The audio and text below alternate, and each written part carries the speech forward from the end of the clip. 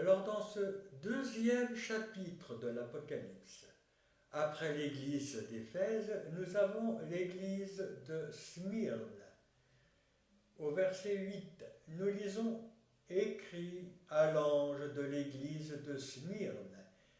Et c'est la deuxième période de l'église. Voici ce que dit. Et nous avons une deuxième introduction. Deuxième période de la grâce, amenant pour nous une bénédiction gratuite, conséquence du salut.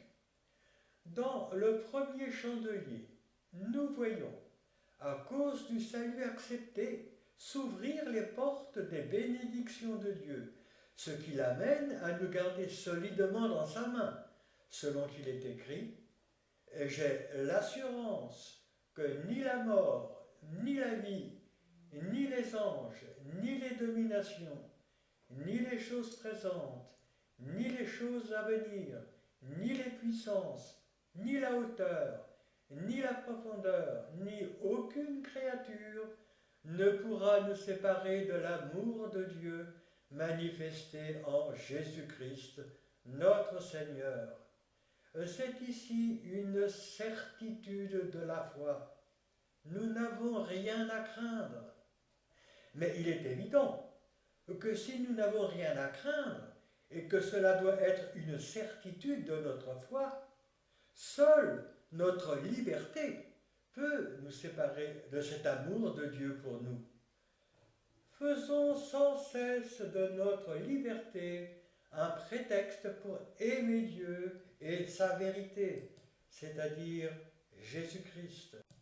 Mais bien sûr, on ne doit pas dire en nous-mêmes ou aux autres que seul Dieu est capable de savoir si nous sommes ou non sauvés. Où serait alors notre foi? La parole ne ment jamais, et c'est elle qui l'affirme. Avoir la certitude du salut peut nous inciter à grandir avec Dieu. À l'inverse, prenons garde au relâchement ou à une conduite religieuse suspecte. Dans cette deuxième introduction, nous avons comme bénédiction le premier et le dernier, celui qui était mort et qui est revenu à la vie, c'est-à-dire devenir le corps de Christ, premièrement, et deuxièmement, recevoir la vie éternelle. Relisons, et relisons encore, que Jésus-Christ se donne à nous. Et dans notre présent de chrétien, et dans le futur qui vient, Jésus-Christ se donne à nous pour l'éternité qui vient. Le premier et le dernier avons-nous lu. Alors l'explication de ce le premier et le dernier est la même que pour celle du verset 18 au verset 1. Seulement pour ici, c'est nous devenons avec lui, avec Jésus, le premier et le dernier, ce qui signifie, mais d'une manière symbolique, que Dieu fait de nous son corps, le corps de Christ. Et lorsque Dieu nous voit, c'est Christ qu'il voit en nous. Parce que nous nous sommes identifiés à Jésus en revêtant sa victoire. Jésus s'identifie à nous. Nous devenons son corps. De cette manière, ce qui lui appartient nous appartient. Ce qu'il devient, nous le devenons. Nous devenons avec lui le premier, c'est-à-dire le premier dans le cœur de Dieu, dans la pensée de Dieu, dans la volonté de Dieu. Toutes choses ont été faites à travers Christ et pour lui. Or, Dieu nous voyait déjà et par avance dans son œuvre de création, et cela parce que nous sommes le corps de Christ.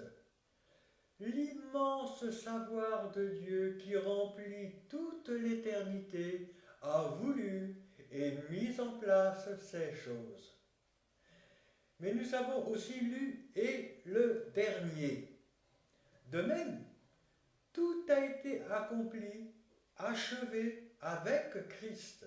Et Dieu, dans son amour, associe chaque chrétien, membre du corps, à cet accomplissement, en le faisant marcher sur le même chemin. En donnant l'explication de ce passage, il est aisé de comprendre pourquoi Dieu fait de nous des ouvriers avec lui dans son œuvre. Il est évident que Dieu n'a pas besoin de nous pour agir, mais son amour veut faire de nous des associés. Pour cela, nous agissons bien sûr, mais c'est Jésus qui, à travers nous et par son esprit, agit. Et Dieu, toujours en raison de son amour, mettra l'œuvre de Jésus, œuvre de Dieu voulue par nous et accomplie par nous dans la liberté, à notre compte. Et le dernier est ensuite celui qui était mort et qui est revenu à la vie.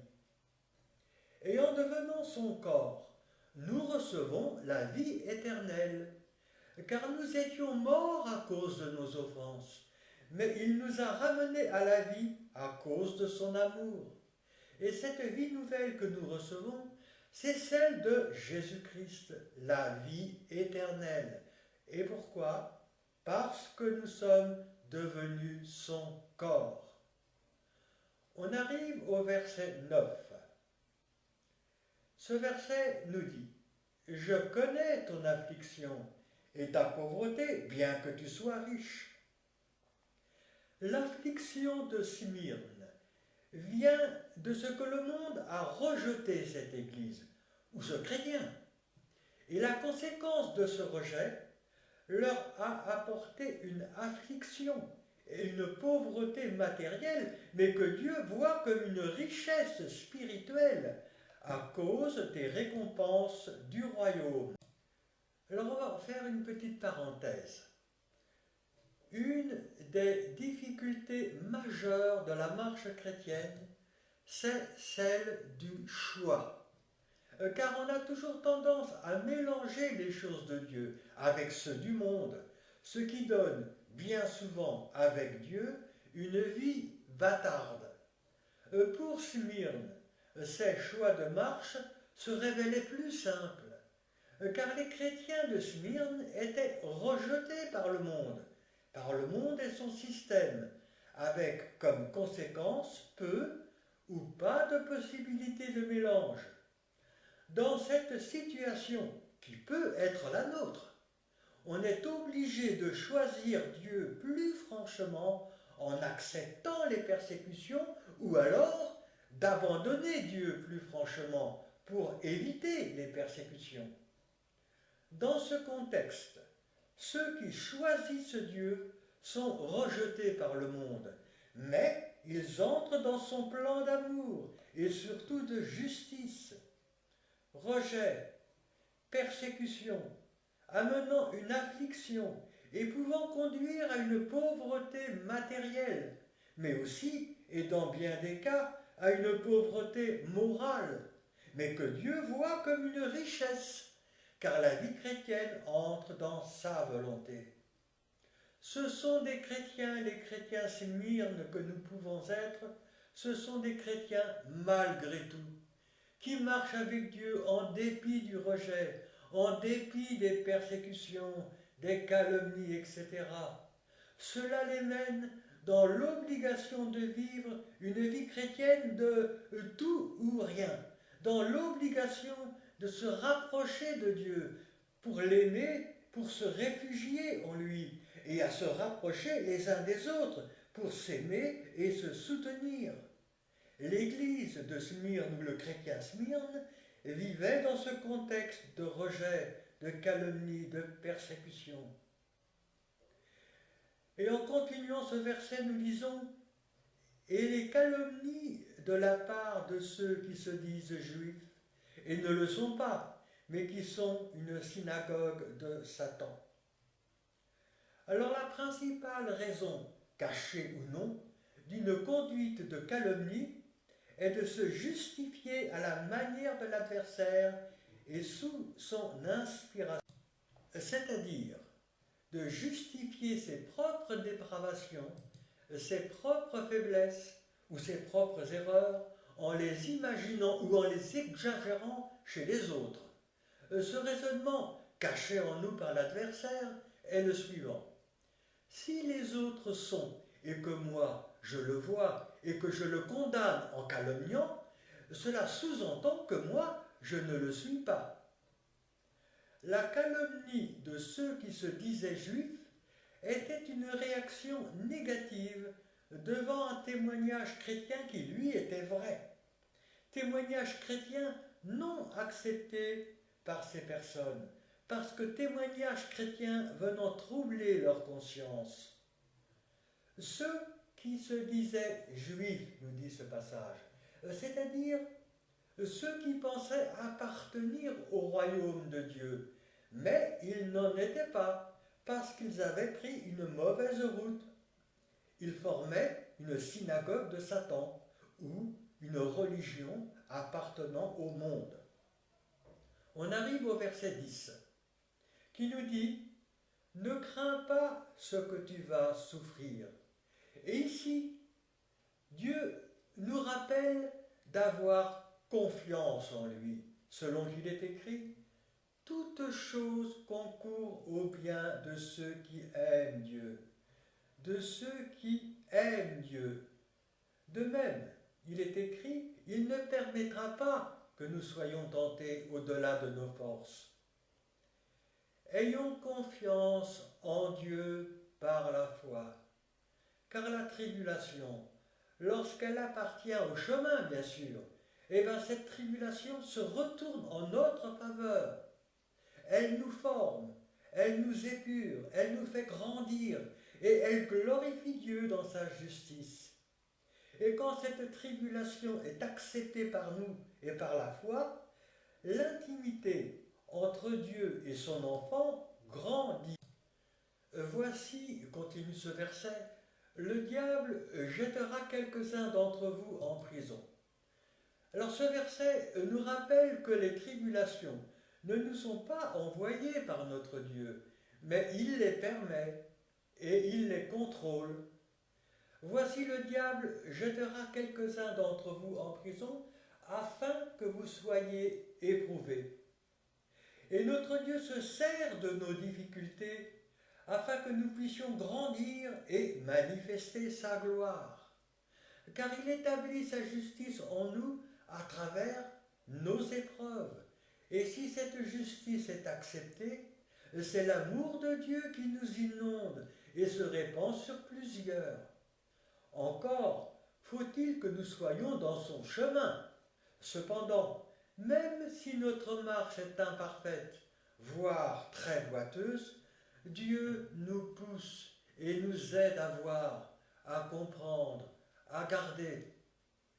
Mais ce verset se continue en nous disant « Et vous aurez une tribulation de 10 jours ». Alors la tribulation, ou les épreuves qui nous arrivent et auxquelles tous on part, sont la conséquence de deux phénomènes. Premièrement, celui du péché, soit de notre péché personnel, soit du péché général dans lequel nous sommes immergés malgré nous, mais deuxièmement, celui de l'innocence. Et c'est alors notre témoignage qui est mal vécu par le monde et qui amène le monde à réagir contre nous. L'église de Smyrne est passée par 10 périodes de tribulation. Mais dans cet exemple, la symbolique du texte nous apprend que notre Dieu connaît par avance le début et la fin de nos épreuves. C'est un rappel de la confiance absolue que nous devons avoir en lui, car il connaît le commencement et la fin de toutes choses. Il permet, il contrôle. Confiance par la foi en notre Dieu, confiance en lui, parce que nous l'aimons, et nous l'aimons pour le glorifier dans sa justice, et cela malgré tout. Et notre Dieu n'est pas ingrat, car il est écrit « Sois fidèle jusqu'à la mort, et je te donnerai la couronne de vie. C'est la réponse de Dieu à notre comportement fidèle et persévérant jusqu'à la mort. Car même si nous trébuchons à cause de nos imperfections, lui, notre Dieu, demeure fidèle. La couronne de vie, c'est l'illustration de la reconnaissance de Dieu en rapport avec notre foi jusqu'au bout. Elle manifeste la grande importance que Dieu donne à notre fidélité et à notre persévérance dans l'épreuve et jusqu'au bout. Mais nous arrivons au verset 11. Que celui qui a des oreilles entende ce que l'Esprit dit aux églises. Et nous avons dans ce verset 11 une deuxième répétition.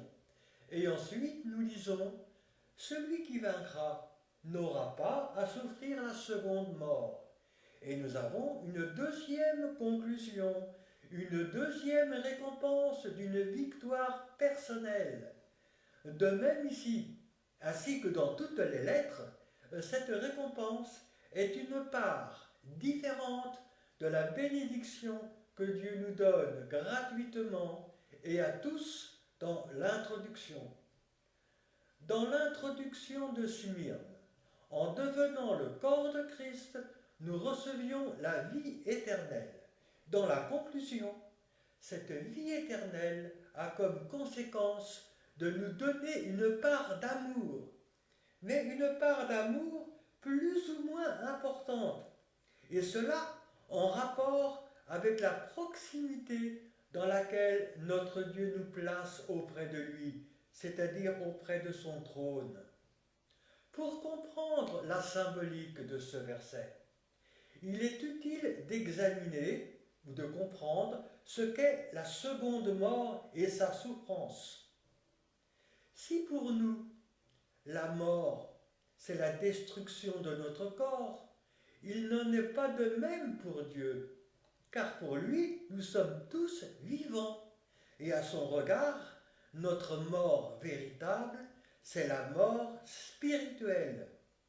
Mort qu'il constate par avance dans la vie d'un homme, selon qu'il est écrit, « Laisse les morts enterrer leurs morts ». Et cette mort, donc la mort spirituelle, devient effective après un jugement défavorable. Et c'est alors la seconde mort. Et cette seconde mort a comme résultat la séparation définitive d'avec Dieu, c'est-à-dire une séparation définitive d'avec l'amour de Dieu. Et c'est cette absence totale d'amour qui amène, pour le pécheur, une souffrance de la seconde mort, car l'amour véritable et vivifiant ne peut venir que de Dieu.